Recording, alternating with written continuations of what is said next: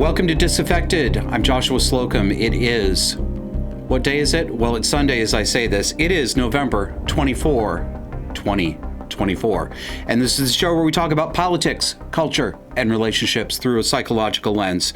And this week, we're going for the long haul because there's a lot of work for us to do. But I want to start out on a really positive note, uncharacteristically, because I have been actually impressed recently by the number of people in prominent public positions who are starting to tell the truth without euphemisms, without fawning, without talking around the issue. They're just telling the truth. And one of them is podcast host Megyn Kelly. You may remember Megyn Kelly for many years on Fox News. Then she had a brief, tumultuous stay at NBC. And she started a podcast about 4 years ago. It's become one of my daily listens. Megyn Kelly, I just like her. She's whip smart. She's a former litigator. She knows the law. She understands statutory construction. She understands how to take apart legal claims and accusations. She's very attentive to facts, but she also is she has a winning personality. She has a wonderful voice. The vocal quality of her voice is it's my favorite kind of woman's voice. And she speaks like a grown-up woman. She doesn't do vocal fry. She doesn't end all of her declarative statements like they're a question, although some of her guests do. Women, we need to work on your voices. Base yourself on Megyn Kelly. At any rate, Megyn Kelly, within the past couple of years, came right out before God and the world on her show and said that she was wrong about the trans issue. And she even went back and dug up clips of her doing the pronouns and scolding other people for not doing it. And she said, I was wrong. I didn't understand. This person helped me to understand it. This person helped me to understand it. She didn't make any excuses for her ignorance. We've all been ignorant and changed our mind. And then she drew a hard boundary. And she said on her show, I'm not doing this. The answer is no. I'm not doing the pronouns. I'm not doing them for your special best friend. I'm not doing them for my special best friend. I'm not lying about this anymore. That's it. No conversation. We're not having a negotiation. Just no. It does my heart good. Plus, also, she gets a little bit emotional on her show. She gets angry, so it makes me feel better because it gives me an excuse. So what are we going to talk about with Megyn this week? Well, trans, naturally. This week, we saw Representative Nancy Mace in Congress, House member Nancy Mace, raising the issue of men going into women's bathrooms. We're going to get into this in a little more detail. I don't want to blow my whole script up front. But Megyn is responding to that. And I want to give you a couple of samples from her show and show you exactly the kind of truth-telling that has been so pleasing this week. So, Kevin, let's play clip 101, please. They're finally starting to realize that men are trying to invade women's spaces because they put dresses on and pose as women. And we're supposed to feel really sorry for them when the answer is no. Well, I don't. And you shouldn't either. Earlier this week, Congresswoman Nancy Mace introduced a bill that would keep biological men out of women's restrooms on Capitol Hill. This comes as the first transgender. Now, I'm not calling this person a congresswoman. It's a man posing as a woman who just got elected to Congress. Go. Delicious. Absolutely delicious. Well, I don't, she says. And you shouldn't either. Oh, she's lecturing me, telling me what I should do. Yeah, she is, and you should listen to her. Yeah, there's no third way here. There's no. Okay. Some of you, and my audience, I love you, but some of you want a third way. I know it because of the comments you leave. There is not a third way. The answer is no. You're in reality or you're against reality. And no, there's not a third way on that either. You can't just, well, I'm just going to set this one out. No.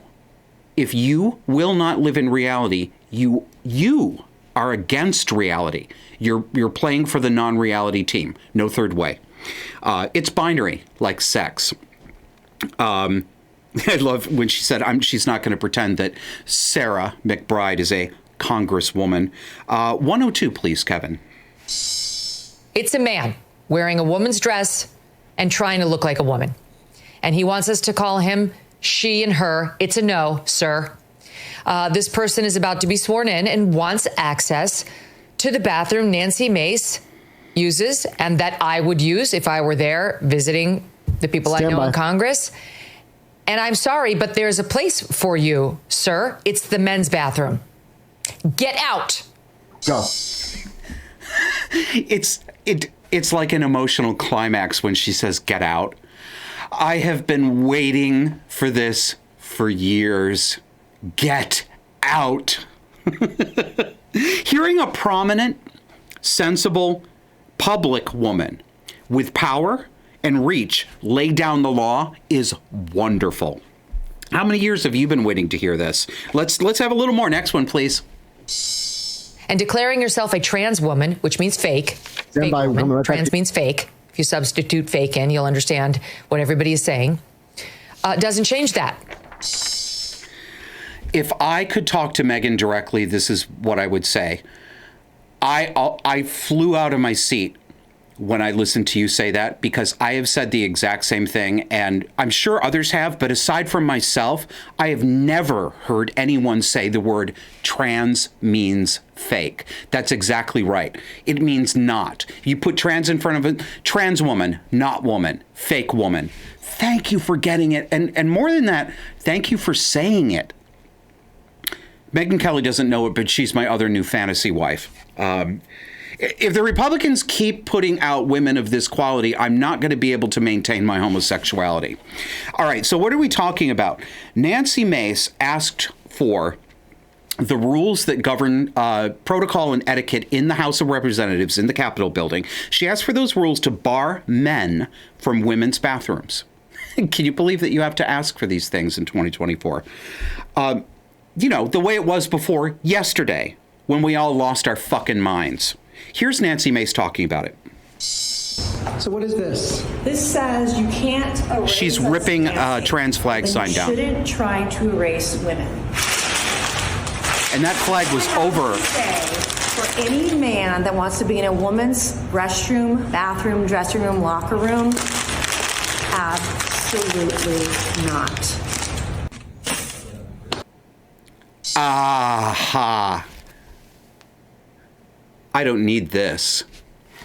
They put that up over the symbol for the women's bathroom, that trans flag propaganda bullshit. And she was like, no. What a burn. Of course, the media hasn't yet caught up with where we are today, post-Trump election. It's going to take them a while. Somehow they were able to see men as women absolutely overnight, in a blink. When this whole thing became required, instantly. Overnight, they were able to say, no, I don't see any men. All I see are women. It was immediate. It was instant. But it's taking them longer, strangely, to remember that that's not true. Funny that.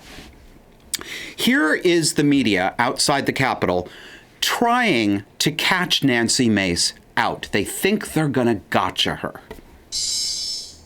Rooms should not be in changing rooms, should not be in our restrooms either. And I'm going to be standing in the brink, standing in his or her way, putting a stop to this insanity and this 50 seconds on this slide. She doesn't get a say. This is about real women and women's rights. And the far left, radical left, they want to erase women and women's rights, and I'm not going to let them. Would you want Sarah McBride then to use the men's restroom outside of the chamber? She was born a biological male. She should use the men's restroom. That's how it should work. How would what's the mechanism for checking who's qualified to use the ladies' room then? Like just sort of generally. Obviously, Sarah McBride has identified herself as a trans person, but what would be the I guess here's the deal: biological men shouldn't be in women's private spaces. Period. End of story. So this is specifically because Sarah McBride is coming to Congress. That and more. So, I mean, we can't do it here, we can't do it anywhere. I've been strong on women's rights for several years now, and it's time to make sure that we protect women and girls everywhere, and it doesn't stop here. Go. Listen to that lisping pussy reporter trying to set Nancy up by asking a stupid question. What's the mechanism for determining who's a biological male? Well, 999 times out of 100, the mechanism is our eyes and our ears, the human senses. And he knows this. He knows it. What he wants to get, and what he was not able to get, was an accusation that Nancy Mace wanted, quote, genital checks. They use that terminology. You proposing genital checks? Genital checks? For everyone going to the bathroom, you're going to check their genitals? He wants that so he would then be able to say, oh my God, this fascist woman wants people to drop their trousers and pull up their skirts before they go to the bathroom. She shut him down by simply ignoring it and refusing to answer the question, which was great. But I'm going to go further.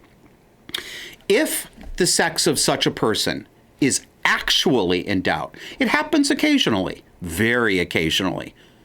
Trans women, almost none of you pass. We can see you. I can smell you. Okay. So in those cases, when it's actually in doubt, yes, I want genital checks. Affirmative. Drop your pants and prove to me that you are the sex you say you are. Drop them right now. I'll do it. I'll show you my dick. I have no problem doing that. Do you have a problem doing it? Yes, I'm serious. I'm at this point. I want to see what's in your pants. If you're in doubt, try me. I need a second job as a bathroom genital checker. No, not because I'm into it, but just because I want to see these people have to live out the consequences of their assholery. Now, of course, none of us really want that kind of society, and it's never necessary anyway. We all have eyes, we all have ears, and everyone knows what's real. Now, would you like to meet Sarah McBride, little Sarah? Let's first meet the real man, Tim McBride. You'll see him on your screen here. 1, 2, 3, 4, 5, 6 pictures of young Tim McBride. I would guess at this point now he's probably in his early 30s. He's just a normal looking guy, actually kind of cute. College graduation pictures, et cetera, et cetera. Well, now we have Congress Lady Woman She Her Sarah McBride, which is footage of Tim McBride in drag talking to the press. Pay attention to how badly she has been victimized by these horrible Republicans and their stupid culture war. Let's be clear. The party that was focused on culture wars, the party that was focused on trans people, was the Republican Party. It was Donald Trump. It was the $100 million, $200 million that they spent on television ads. But I want to be clear, I do not believe, from what I've seen in Delaware, that voters in my state were responding to those attacks. Delaware is in the Philadelphia media market, so we were seeing those ads that Donald Trump clearly prioritized and focused in with regard to the culture wars. What I was hearing from voters across the state of Delaware, my district is urban, suburban, and rural. It looks like America. And what I was hearing was not the ads that Donald Trump was putting on the air. What I was hearing from folks is the need to build an economy that works for everyone. What I was hearing was that the American dream is increasingly unaffordable and inaccessible. What I was hearing was that we need to guarantee affordable health care, housing, and child care for every person in this state and in this country. That's what I was hearing. That's what I was campaigning on. I didn't run on my identity, but my identity was not a secret. And in a state where 2/3 of the voters are in the Philadelphia media market. Okay, yeah, that's enough of Miss McBride. Not only performed on par with other he says, but had the highest. I didn't run on my identity. Yes, you did. Yes, you did. That's all you are, is your fake drag queen identity. You don't have a personality. You have a collection of affectations. It's a costume that people like you use to deflect criticism. Man, man, man, man, man, man, man, man, man, man, man. Now, Nancy Mace is not the only one speaking out, and like her or not, Marjorie Taylor Greene deserves credit for telling the truth. It's an assault. I see it as a physical assault when he is coming in our bathroom where we are in a position of weakness. That is absolutely unacceptable. I asked Speaker Johnson what the men, our top 3 in leadership are men. Our Speaker, our leader, and our whip, all three men. It's time for men in this country to defend women from these sick, mentally ill men. I am so fed up with it, Steve. Thankfully, I'm going to report to all of you, Speaker Johnson said there will be no biological men in our bathrooms and women's private spaces. So I am thrilled. You can yes. report that. And I'm thankful. And I will report that. That's what he told our entire conference this morning when I asked him that question, because I love what Nancy Mace is trying to do with the resolution, but the resolution is not binding. A resolution is simply Congress making a statement. So if that were to pass, and I hope it does, I do support her resolution, but it's not binding. We have to put it in the House rules next Congress and end this once and for all. Yeah.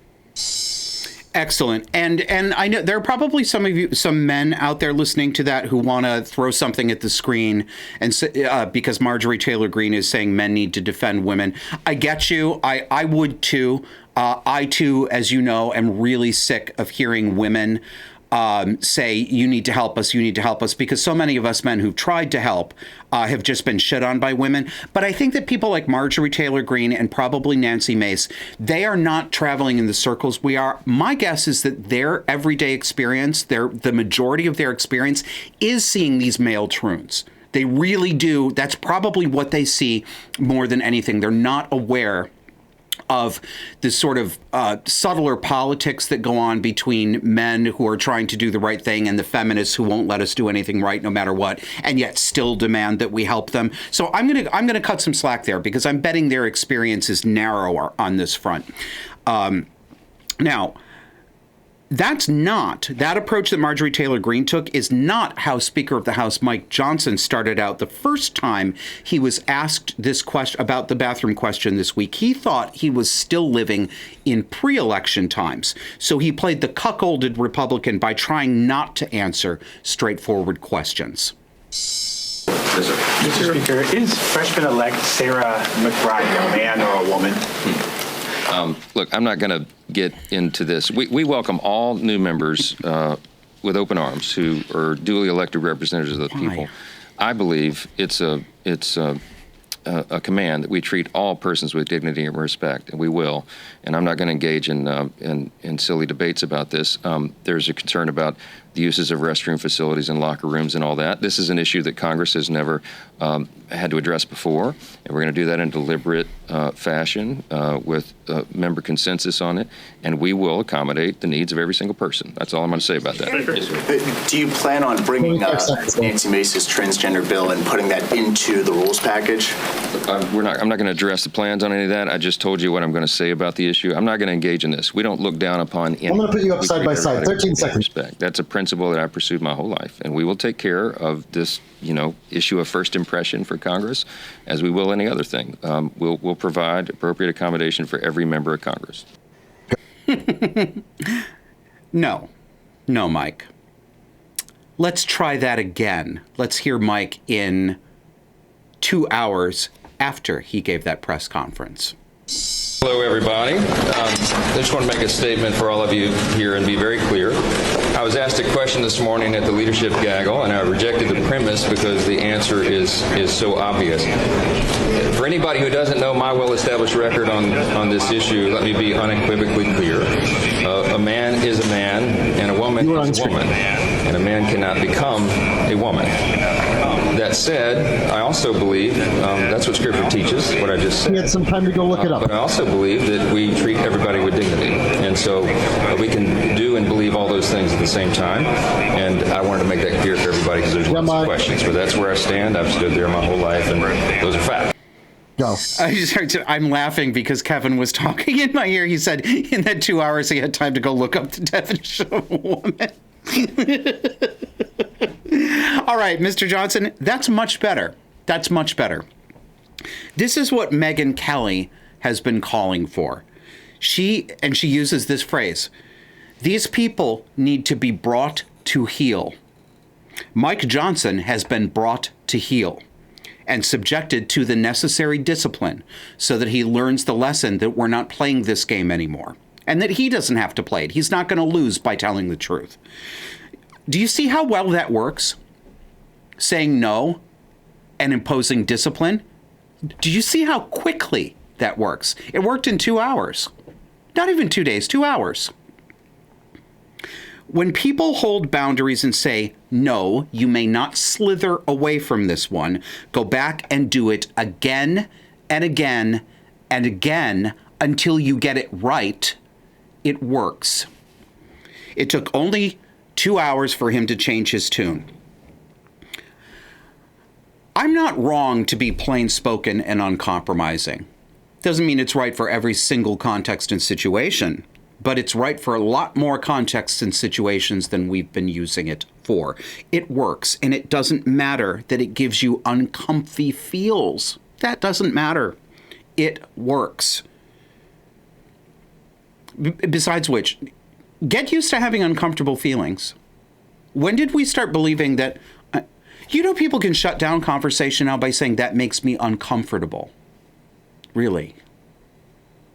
So what? We're doing it my way now, and it is glorious in mine eyes. Of course, Alexandria Ocasio-Cortez is still giving recitals on the Histrionica because she, like Mike Johnson, also believes that she is living pre-Trump election. It's disgusting, and everybody, no matter how you feel on this issue, should reject it completely.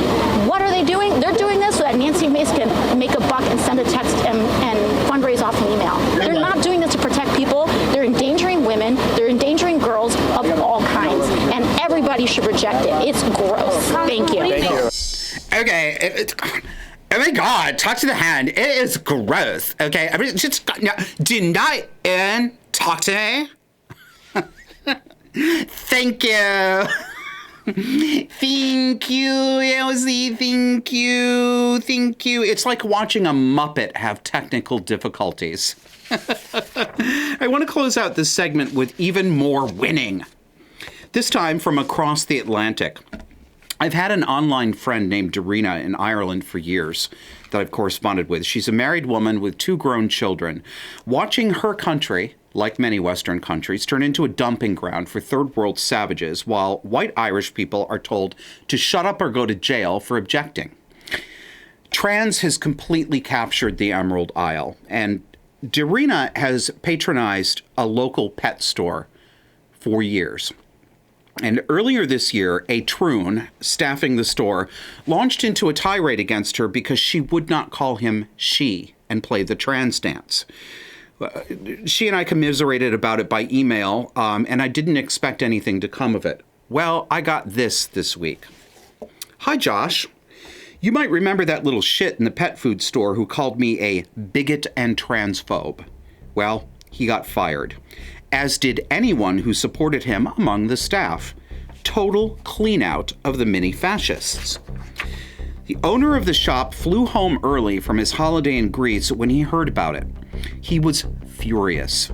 He had an inkling that it was me who challenged this guy behind the counter when a, quote, curly-haired woman was mentioned. I've been going to that shop for 7 years.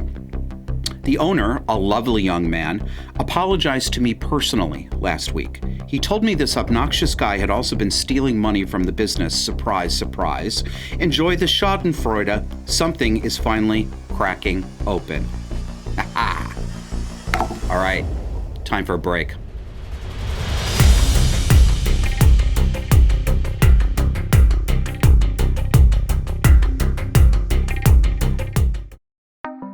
Disaffected is now streaming on X. Come with us each Sunday and dare to notice reality. You can find us on X at DisaffectedPod.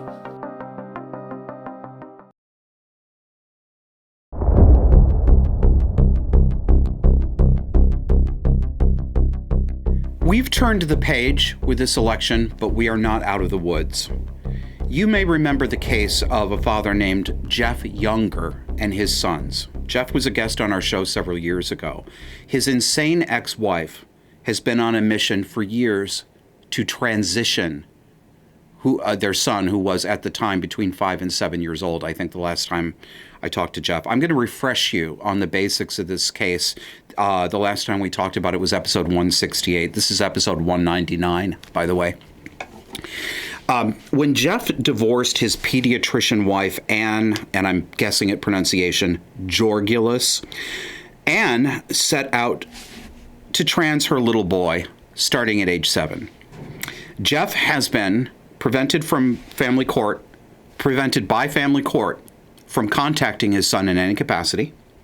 The courts, as usual, have deferred to the mother, even though her plan is to surgically mutilate this little boy's genitals after compromising him and sterilizing him with so-called puberty blockers, which are the same chemicals used for what we call chemical castration for sex offenders. Then it got worse. The Blaze wrote about it at that time. Quote, Jorgulus moved their children, including their 11-year-old son, to California from the state of Texas. Against the wishes of their father, the move was protected after Younger lost his petition in the Texas Supreme Court to force her return to the children in Texas. Now, the court seemed in Texas. I'm surprised. I guess I shouldn't be surprised. I'm angry about this. The Texas court seemed literally unable or unwilling to understand the reality of California's so-called trans sanctuary state laws. Like laws in Minnesota and Vermont and now other states, California promises parents that if they abscond to the state of California with their child from another state to transition their kid because their home state makes that illegal because it's abuse, then California will not cooperate with out-of-state police and will not cooperate with extradition orders from out-of-state courts. It will not arrest, it will not extradite if the parent wants to trans the kid. It's a complete free ride in that case. This is in flagrant violation of the U.S. Constitution's full faith and credit clause. But so far, I've heard 0 lawyers mention that or even talk about it. Another quote from the Blaze article. The Texas Supreme Court denied Jeff Younger's petition, claiming that Younger misinterpreted Senate Bill 107 and that the current Texas court order preventing Jorgulus from giving their son these medical treatments would be honored in California. But California currently has a transgender child trafficking law on the books, SB 107, which allows the state to refuse lawful extradition orders from other states over issues related to so-called gender-affirming care. Now, here we are in November 2024, and it's over. It's over for Jeff, and it's over for his son. His son will be mutilated, the court has said. That court that the Texas court said, oh, they'll honor this. You fucking idiots. He tried to tell you. No, they won't. They just ruled that they just took Jeff Younger's parental rights away completely. He may have no contact. And his wife gets to transition the little boy. You happy, Texas? Is that what you wanted, actually? Any shame? Will any of you go to bed tonight with something on your conscience? I hope so, but at this point, I doubt it.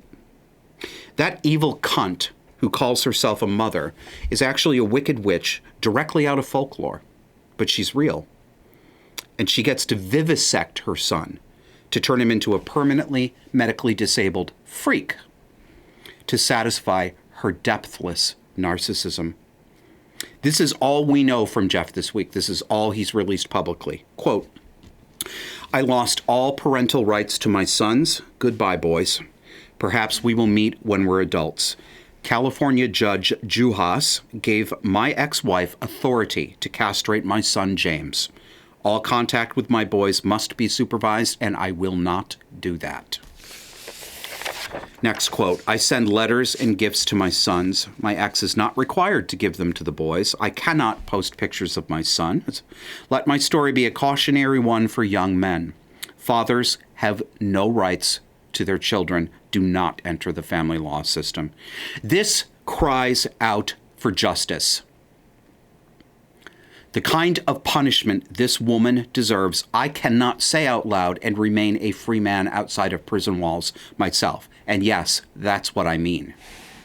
You know, she's a pediatrician, too. Can you see the female evil now? These children can't wait. James Younger can't wait. Won't somebody on the Trump team fast track this as much as humanly possible? Come quickly, please. All right. For a while now, there has been a competitor to the social media platform X/Twitter called Blue Sky. It's what it sounds like, yes. Social media nursery for fragile liberals to gather in to be safe from Orange Hitler Badman and his bad Orange Hitler voters. Celebrities and activists have been flouncing off Twitter all week for Blue Sky. Let's take a look at some of the flounces. This one is from Joe Walsh, and he says, oh, yeah, these are all coming from an account called Libs of Blue Sky, which is obviously a takeoff on Libs of TikTok doing similar things. So Joe Walsh says, Trump did present an existential threat to American democracy before he was elected. He presents a greater threat now that he's been elected. And once he's sworn in, he'll present the greatest threat to democracy because he'll be in a position of power. Do not normalize him. Sorry, Joe, he's already as normal as can be, and he's your president, too. Yes, he is. Next one. This is an obnoxious account from a guy who calls himself God. I've seen him on every social media platform. He's a shit lib. He says, about Blue Sky, he says, someone finally made an app where the left isn't censored and suppressed by some right-wing billionaire and where you simply get blocklisted if you're a trolling asshole. What a concept. That only took 20 fucking years. God. Jeez, he's been dragging his dick around Substack, too, this asshole. Can you imagine claiming that it was liberals who were censored? I can hear Kevin in my mind. What's the cluster B angle? It's this, projection and reversal, like it always is. There's lots of celebrity flouncing to the new safe space, but for what specifically is Blue Sky safe? What is it safe for? What kind of digital living room is Bette Midler sitting herself down in? Well, a safe space for kitty fuckers, child molesters, pedophiles. Let's sample them. First up, this is from somebody who calls himself Bob the Blue Wall Builder. Save democracy, save trans kids, save gender-affirming care, save union jobs, save Hunter Biden, save minor-attracted persons, save Israel, save Ukraine, save trans warriors, save our vets. Okay. Anybody got a press and seal Glad Ziploc we can save these people in? Mark Hamill is very happy to be there on Blue Sky. He says, thanks to everyone, including me in so many starter packs. I don't know what that is. That said, I'm still in a state of shock trying to process what happened to our country since the election, so I won't be posting on a daily basis. I'll be back at some point, but please forgive me. Healing takes time. Love you all, Mark. Love you. Bye, Mark. He's happy to be alongside things like this. Here is a troon. I know it's small on your screen, but I can tell you the crazy eyes are right there. He looks like Dr. Frankenfurter. Background to his profile: no harm, no shame, no silence. And his username is the Anti-Wholesome Task Force. Take these people at face value. He says, longtime para community member, first time on Blue Sky without pretending. Para, I don't know what that is, some perversion. Anti-contact map for the rights of marginalized groups and against the norm. I frequently search up minor attracted. This is how I find arguments. Okay. What he said, let me translate this into plain speak for you. He calls himself an anti-contact map. Map is their new euphemism that you must never use. They call it minor attracted person, so that you won't say pedophile, Chester molester, and kid fucker. Say kid fucker, Chester molester, and pedophile. Never say map. Never write that. Right out in the open. Here's another.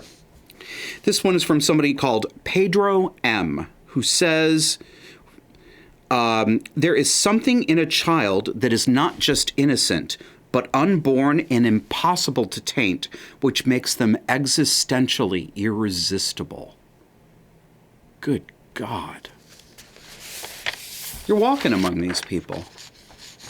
Do you ever remember that many of them out in public before? I don't. I wonder why that happened. Next one. Skylar with Skylar's Anime PFP says, with trans flag colors, puberty blockers are human, right? Next one from somebody called Asmodeus's Pup. Do you know what a pup is? Yeah, they pretend to be a dog. And a lot of them walk around, no, not walk around, crawl around with a tail. And do you know how they attach the tail to their body? They stick it to a dildo and stick it up their ass. And they do it in public. Yes. So, Asmodeus's Pup says, the most patriotic thing I've done as a trans femme adult who passed, yeah, right, is pissing and coming on slides and baby changing tables. I just want your kids to smell like me. Kissy face emoji. And the winner of the 2024 Blue Sky Irony Awards goes to Art Candy, who says, I'm so tired of Republicans protecting sexual predators.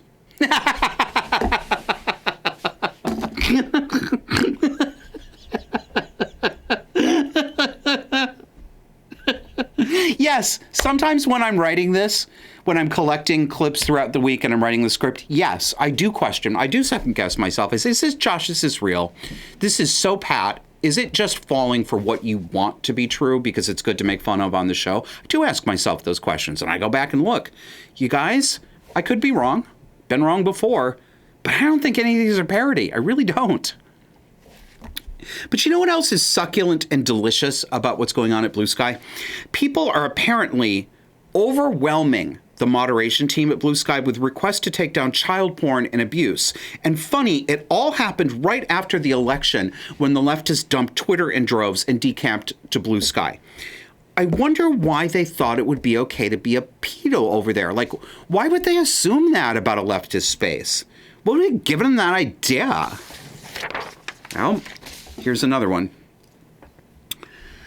This is from Blue Sky Safety, their trust and safety department. They say, in the past 24 hours, we've received more than 42,000 reports, an all-time high for one day. We're receiving about 3,000 reports an hour. To put that into context, in all of 2023, we received a total of 360,000 reports. We're triaging this large queue so the most harmful content, such as child sexual abuse material, is removed quickly. Now, what I'm going to show you in a minute is not from Blue Sky, but it's the kind of person who's probably there, and let's be real, the kind of person for whom such a platform was made. Remember, we have turned the page, but we have not solved the problem. We have years and decades of work ahead of us left to do. We have to denormalize the obscene and the abusive that has become daily fare in public. I know I'm always telling you to remember what you knew just yesterday. But I have to. This shit has been brewing for a long time, but literally overnight, in historical terms, the entire dam broke open. All morality and basic decency or care for children's interests disappeared in a finger snap.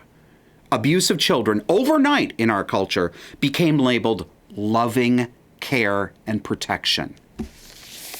Anyone from even 10 years ago, 15 years ago, who could travel forward in time and watch this show would think that I was making all of this stuff up. They wouldn't believe America 2024 was real, but it is real. Look how unafraid this sick and dangerous freak is. He is unafraid to blast his toilet boy diaper fetish all over social media, on video, in public. He's a food delivery driver. This is the guy bringing you your Chipotle. Yeah, at work, I gotta drop off an order, and my diaper's getting kind of full right now, so I might need to change really soon, but it is very discreet. Check out my last video for the discreet outfits video, but my diaper is getting a little full right now. In case you couldn't understand him, he has a speech impediment. He said, my diaper is getting a little full. And then he pulled up his skirt and showed the diaper underneath his pantyhose while he sat in the car after he just dropped somebody's lunch off. Okay, go to commercial. Get me out of here.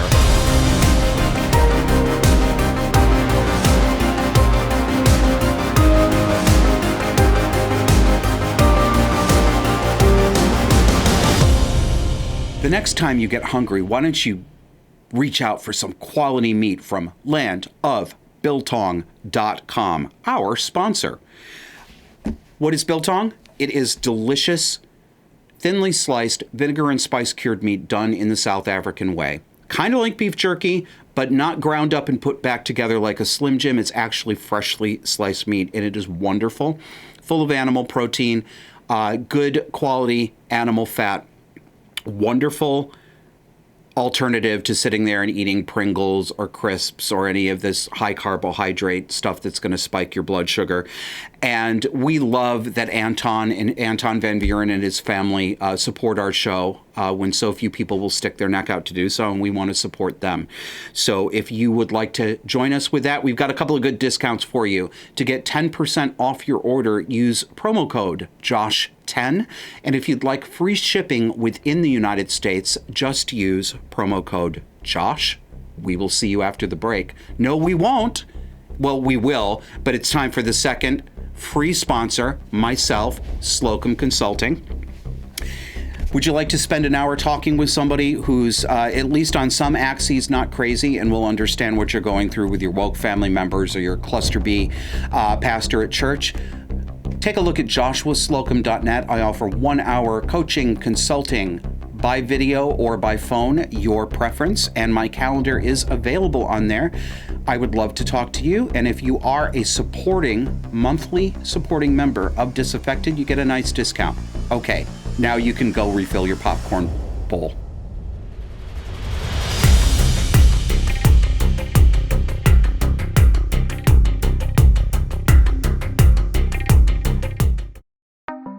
Disaffected is now streaming on X.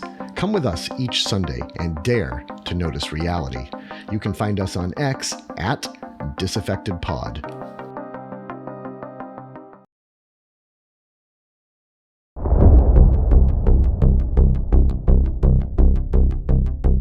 Welcome back. Don't forget to follow us on X/Twitter, where we put up little clips of the show that you can share. Have you noticed that? We're doing some shorts. They're about 1.5 to 2 minutes in length. They are perfect to introduce people to the world of Disaffected. Follow us at DisaffectedPod, at DisaffectedPod. And if you like those little clips, do us a favor. Paste them everywhere. Put them on your TikTok. Retweet them, but put them on your TikTok. Put them on your Instagram. Put them on Facebook. Oh, yeah, definitely put them on Facebook, because that will lose you all of your friends. And you don't really want those people anyway, do you? Come on. Just be friends with us, Disaffectants. All right. This week, I would like to ask people to truly accept how much work we have to do in this country. The election was just the beginning. Woke has become entrenched, and it's not uprooted yet. It's not. It's cornered and snarling right now, but it's not going to give up easily, because the problem is deeper than just woke. It's not just this current brand name of the problem. The problem is liberalism itself. Now, I know that some of you are probably going to jump to the comments to tell me that I'm wrong and that I'm casting aspersions, and it's not liberalism, it's leftism. It's not leftism, it's this. It's not liberalism, it's wokery. You're a classical liberal and you don't appreciate me using the term this way, etc., etc., etc. I know, I've heard it 1,000,000 times before. Saying it again isn't going to change me. Substitute whatever word it is that you like and that you think is more accurate, okay? Because no matter what word I use, there's always a contingent who says I should use a different one. We can't settle this. So substitute your favorite. And the problem isn't just the extremes of liberalism or leftism that we call woke. It's liberalism or leftism itself. This is parallel to what I have said about relations between the sexes before. No, It's not just the feminists. It's more women than just the feminists. Same thing with liberalism. It's liberalism, or what we have accepted as liberalism since the 1960s. We believe collectively that liberals are the default moral people. They never have to prove this.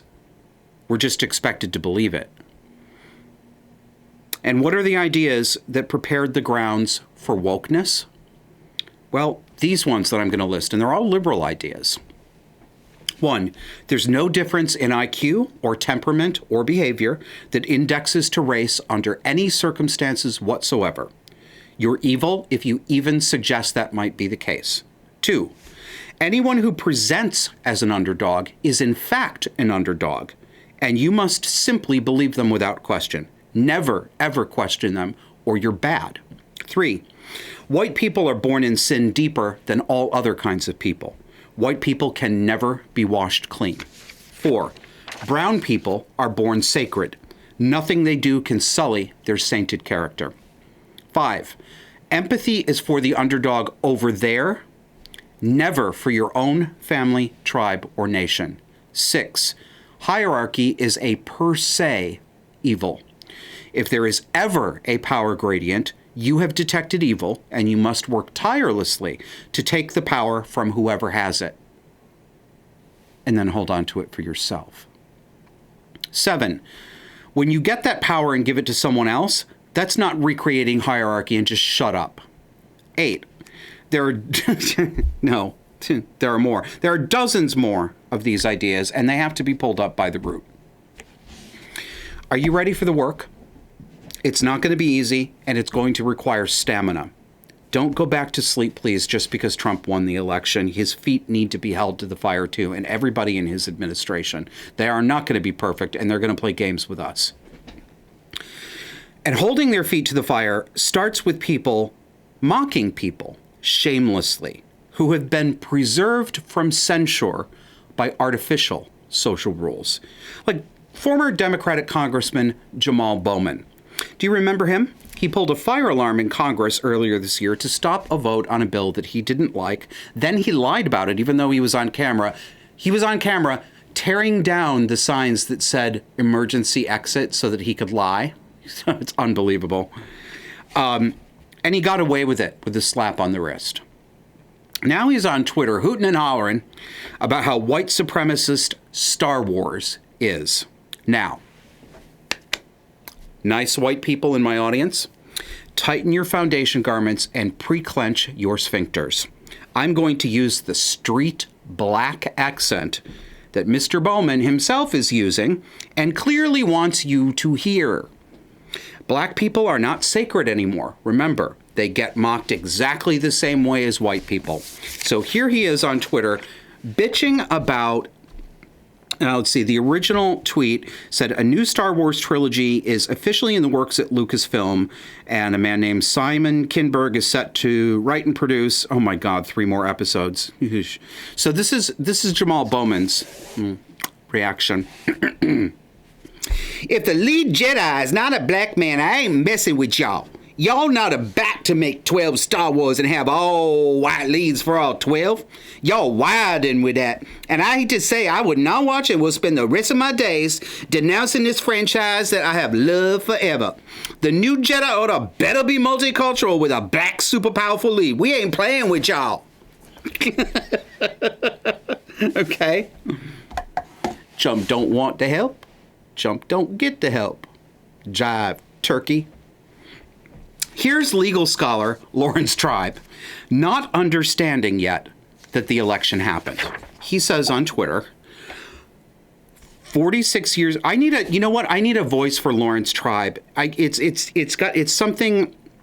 Yeah. Do it again, Kevin. Yeah, it's whiny and it's little. It's like little. 46 years ago today, People's Temple founder Jim Jones led hundreds of his followers in mass murder-suicide. 2 weeks ago tomorrow, former President Donald Trump led millions of his followers to reinstall him as president. It's up to all of us to prevent his presidency from echoing that disaster. Expect months, perhaps years more of this from the usual public figures. But there's another set of liberals out there that I want to draw your attention to, and I'd like to speak to them too. But of course, it's unlikely that they will read or hear anything I have to say. But I'm going to say it anyway. The more smooth and urbane liberals are trying to massage this massive rejection of liberalism into something else. They're thespians, of course. They don't live in reality. They live in performance. They believe their troubles are... The troubles they're having with us are not substantive disagreements, but merely a result of them not properly managing their message to us. They think that we rejected them because we didn't like their tone or their vocabulary, and because they didn't appear friendly and reasonable to us. They don't intend to change their insulting and ludicrous behavior. They're giving each other pep talks and back rubs about how to message at us conservatives better. One such is a writer named Ed Warren, who publishes the Substack called Team Common Sense. We'll put that up on your screen. It bills itself as a center-left political strategy newsletter focused on building a common sense prosperity for all movement. Well, Ed, will that be also a whole of government movement? And that's just H-O-L-E. Here's Ed Warren. Take a look. He has his father's eyes. I don't know who his father is, but he definitely has those eyes. Ed thinks that he wrote a very reasonable article about how leftists need to understand that conservatives just haven't felt heard by them. It's a messaging problem. So he writes, Democrats have an empathy problem of their own. It's time for Dems to do the hard work of actually listening to Trump voters. Now, frankly, I don't have the patience to take you through the tedious faux genteel prose that characterizes this article. But suffice it to say that Ed Warren has no intention of changing any of the left's insane policies. He just wants to find the right spoonful of sugar to make his medicine go down our throats. I'll just read to you from the beginning of his essay. My sister ran for state representative in New Hampshire, and like many Democrats all over the country, she came up short last Tuesday. It was a devastating loss. She poured her heart into the campaign as a first-time candidate and did a tremendous job. She outraised her opponent nearly 7-1. She knocked on 1,500 doors, and she shifted her messaging to the center, positioning herself as a, quote, common sense community builder. I'm going to break in here. You hear it, right? You hear their dependence. She shifted her messaging. She presented herself differently. They're just saying, slap a new brand name on it. Call it something else. Don't change it substantively. Just message it better. Performance, not authenticity. Back to the quotation. On top of that, she proved herself to be a natural candidate. Did she?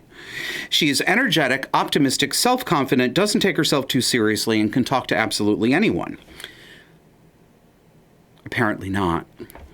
By contrast, the state Republican Party sent ads in support of my sister's opponent that were so offensive and ridiculous, it's hard to take them seriously. One of them showed 3 shirtless Hispanic men covered in tattoos with the title, Meet Your New Neighbors. Democrats' open borders are letting illegal immigrants, drugs, and crime flow into New Hampshire. Okay. One final quote, and then I'm going to get into it. Yet my sister lost.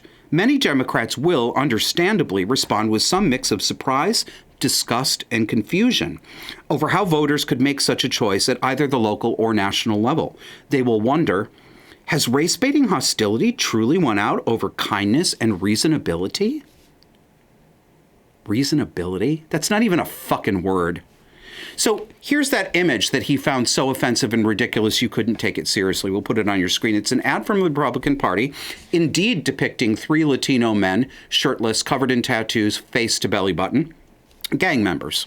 And it says, meet your new neighbors, Democrats, open borders, et cetera, et cetera. Talks about fentanyl overdoses, criminals entering the U.S. unchecked. Sanctuary cities are protecting illegal immigrants, not citizens. House Republicans are fighting for secure borders and safer communities. Well, that image is accurate. That ad is accurate. That's reality. These are the kinds of young illegal men who are flooding into New England because our government is bringing them. I see them here in Vermont. They're in town with me. I walk past their Spanish-only gangs of shouty men on the streets. They travel in packs. Excuse me. Although I don't have really any hope that I'm actually going to get through, perhaps the outraged author here, Mr. Ed Warren, can begin listening now, the way he says it's time for him and his party to listen. Let's give it a try. No, these ads are not, quote, offensive and ridiculous. No, they are not race baiting. You, Mr. Warren, are still stuck in a mythical fantasy where good white people love all brown people, no matter what, and bad people are the white people who hate all brown people, no matter what. Ed, this is for you personally, and I do not mean it as an insult, but you personally are living in a fantasy. You don't know it, but you are.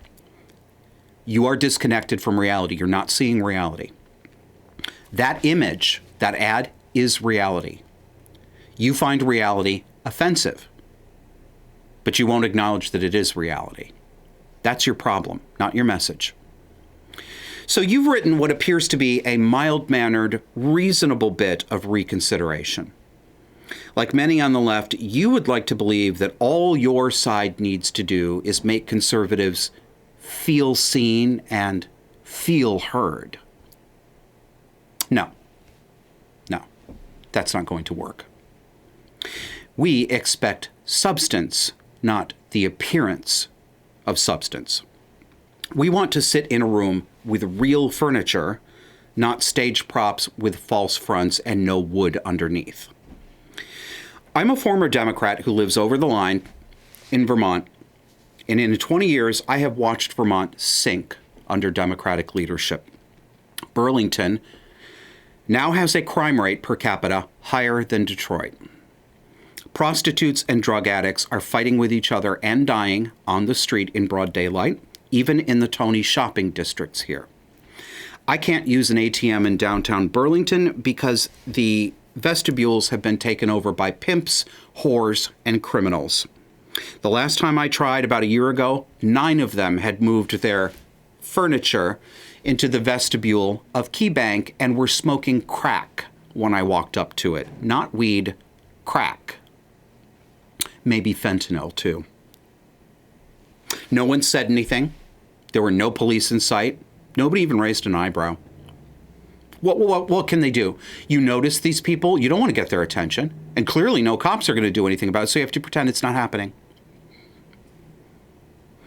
It's just theirs now, the ATM vestibule, just like every porch at a private house in downtown is now theirs. Theirs for overdosing, puking from booze last night, or shitting. Yes, Mr. Warren, shitting.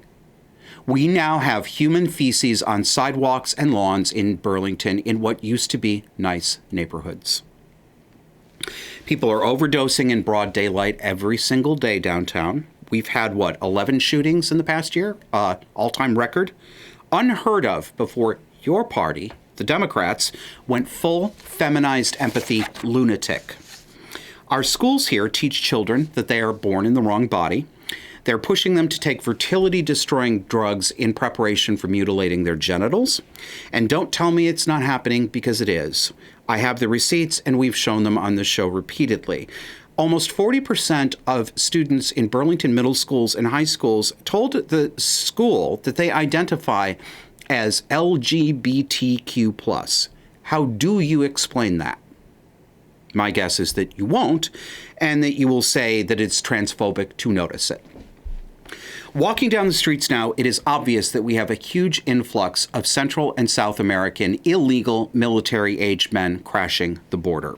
They walk down the streets in packs, shouting in Spanish and acting menacingly toward young American girls in pizza shops. I live here. I see it. Do not tell me I don't see what I see. I want them all gone. I want them deported with prejudice, and not because racism. not because I hate brown people. I want third world savages gone because I like civilization, order, and obedience to the law.